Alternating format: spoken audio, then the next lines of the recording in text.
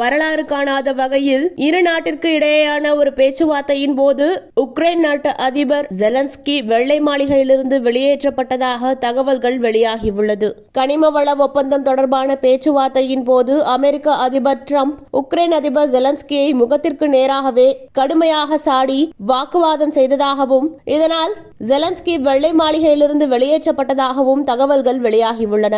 அமெரிக்க அதிபர் Donald Trump, துணை அதிபர் ஜே.டி. வான்ஸ் மற்றும் உக்ரைன் அதிபர் ஜெலன்ஸ்கி ஆகியோர் வெள்ளை மாளிகையில் பத்திரிகையாளர்களை சந்தித்து ரஷ்யா மற்றும் உக்ரைன் போர் நிறுத்தம் குறித்த பேச்சுவார்த்தை நடத்தினர். இதில் போரின் போது நிதி மற்றும் ஆயுதம் வழங்கியதற்கு உக்ரைனின் அரிய கனிமங்களை அணுகுவதற்கு அமெரிக்காவுக்கு அனுமதி வழங்குவது குறித்த ஒப்பந்தமும் கையெழுத்தாகலாம் என எதிர்பார்க்கப்பட்டது. இதில் போரின் போது உக்ரைனுக்கு நிதி மற்றும் ஆயுதம் வழங்கியதற்காக உக்ரைனின் அரிய கனிமங்களை அணுக அமெரிக்காவுக்கு அனுமதி வழங்குவது குறித்த ஒப்பந்தமும் கையெழுத்தாகலாம் என எதிர்பார்க்கப்பட்டது. முன்னதாக டிரம்ப் ஜெலன்ஸ்கியை சர்வாதிகாரி என சாடியிருந்த நிலையில் இந்த சந்திப்பு நடைபெற்றதால் இது மிகவும் எதிர்பார்க்கப்பட்ட ஒரு சந்திப்பாக அமைந்தது. இன்று வெள்ளை மாளிகையில் டிரம்ப் மற்றும் ஜெலன்ஸ்கி இடையேயான உரையாடலின் போது அமெரிக்க துணை அதிபர் வான்ஸ் டிரம்பின் அணுகுமுறை ஒரு ராஜதந்திரம் என்றும் நன்மை ட்ரம்ப் இதை செய்வதாகவும் தெரிவிக்க, அப்போது வான்ஸை நோக்கி பதிலளித்த உக்ரைன் அதிபர் ஜெலன்ஸ்கி, நான் ஒன்றை கேட்கட்டுமா?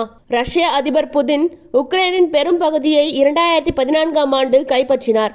அந்த சமயங்களிலெல்லாம் அமெரிக்காவின் அதிபராக இருந்த ஒபாமா, டிரம்ப் மற்றும் பைடன் அதை நிறுத்த முயற்சிக்கவில்லை. நல்வாய்ப்பாக இப்போது டிரம்ப் தான் அதிபராக இருக்கிறார், இதை நிறுத்த முயற்சிக்கிறார். ஆனால் 2014ஆம் ஆண்டு இதை யாரும் தடுக்கவில்லை. அவர் எல்லாவற்றையும் ஆக்கிரமித்த போது எங்கள் மக்களை கொன்றார். இதே போன்ற போர் நிறுத்த ஒப்பந்தத்தின் பொழுதும் புதின் அதில் கையெழுத்திட்டிருந்தார். ஆனால் அதை மீறி மீண்டும் உக்ரைனை தாக்கினார். பணைய கைதிகளையும் விடுவிக்கவில்லை. இப்படி இருக்க எந்த ராஜதந்திரத்தை நீங்கள் பேசுகிறீர்கள்? எதை நாங்கள் ஏற்றுக்கொள்ள வேண்டும் என நீங்கள் விரும்புகிறீர்கள் என கேள்வி எழுப்பினார். ஜெலன்ஸ்கியின் இந்த பேச்சுக்கு பதிலளித்த வான்ஸ், அமெரிக்க ஊடகங்கள் முன்பு இப்படி நீங்கள் பேசுவது எங்களை அவமதிப்பது போன்றது. நீங்கள் எங்களுக்கு நன்றிதான் சொல்ல வேண்டும் என கூறினார். இதனைத் தொடர்ந்து ஜெலன்ஸ்கி பேசும்போது, உங்கள் நாட்டின் மீது எனக்கு எல்லாவிதமான மரியாதையும் உள்ளது. ஆனால் நீங்கள் எப்போதாவது உக்ரைனுக்கு வந்துள்ளீர்களா? எங்களுக்கு இருக்கும் பிரச்சனைகளை பார்த்திருக்கிறீர்களா? ஒருமுறை வாருங்கள். போரின் போது அனைவருக்கும் பிரச்சனை இருக்கும், உங்களுக்கும் கூட இருக்கும்.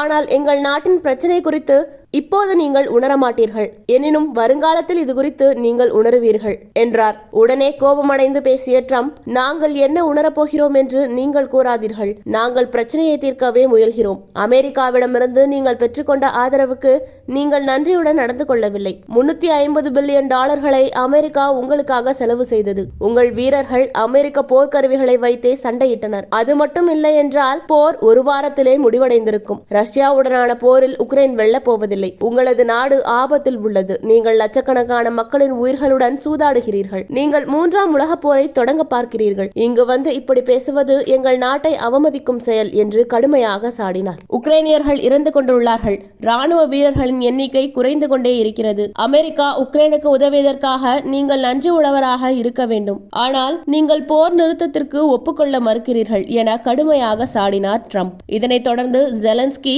வெள்ளை மாளிகையிலிருந்து வெளியேறினார். ஜெலன்ஸ்கி தானாகவே வெளியேறியதாக அமெரிக்க அரசு தரப்பு கூறினாலும் தொலைக்காட்சி ஊடகங்களிடம் பேசிய வெள்ளை மாளிகை அதிகாரிகள் அமெரிக்க துணை அதிபரும் வெளியுறவுத்துறை அமைச்சரும் ஜெலன்ஸ்கியை வெளியேற சொன்னதாக தெரிவித்தனர். வெள்ளை மாளிகையில் வரலாறு காணாத வகையில் இரு நாட்டு அதிபர்களின் பேச்சுவார்த்தையின் போது வாக்குவாதம் ஏற்பட்டு ஒரு நாட்டு அதிபரே வெள்ளை மாளிகையிலிருந்து வெளியேறிய சம்பவம் பெரும் பேசுபொருளாகி உள்ளது.